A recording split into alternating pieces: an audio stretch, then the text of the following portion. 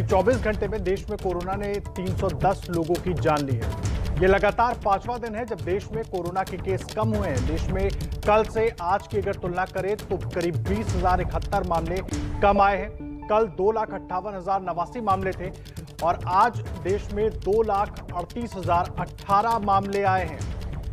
ये चौथा दिन है जब मामले लगातार कम होते हुए दिख रहे हैं, लेकिन उसके बावजूद खतरा बरकरार है क्योंकि लापरवाही भी जस के तस जारी है।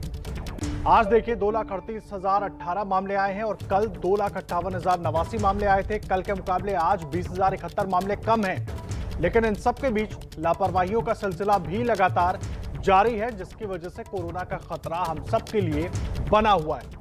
क्या अब हटेंगी पाबंदियां? 2 शहरों के आंकड़ों के जरिए हम दिखा रहे हैं कि कैसे दिल्ली और मुंबई में कोरोना का विस्फोट हुआ और कैसे कोरोना खत्म होता नजर आ रहा है। सबसे पहले देखिए मुंबई का हाल। मुंबई में 7 जनवरी 20,971 केस, 15 जनवरी 10,661 केस, 16 जनवरी 7,895 केस, 17 जनवरी 5,956 केस।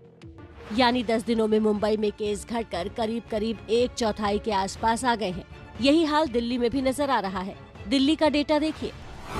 13 जनवरी 28,867 केस, 15 जनवरी 20,718 केस, 16 जनवरी 18,286 केस, 17 जनवरी 12,527 केस।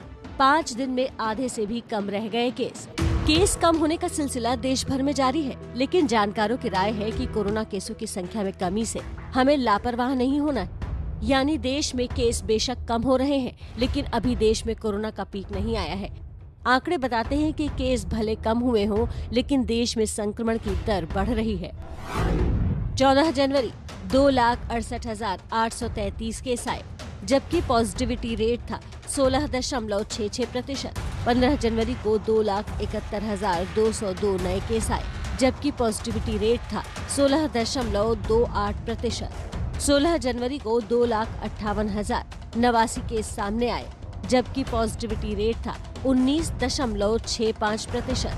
तो फिर सवाल ये है कि डेली केसेस कम आने के पीछे कारण क्या है? इसका सबसे बड़ा कारण है कम टेस्टिंग। 14 जनवरी को जब 2,68,000 के करीब केस आए तो 16,13,000 से ज्यादा टेस्ट हुए। इसी तरह 15 जनवरी को जब 2,71,000 से ज्यादा केस आए तो 16,65,000 से ज्यादा टेस्ट हुए और 16 जनवरी को जब 2,58,000 केस आए तो सिर्फ 13,13,000 टेस्ट हुए।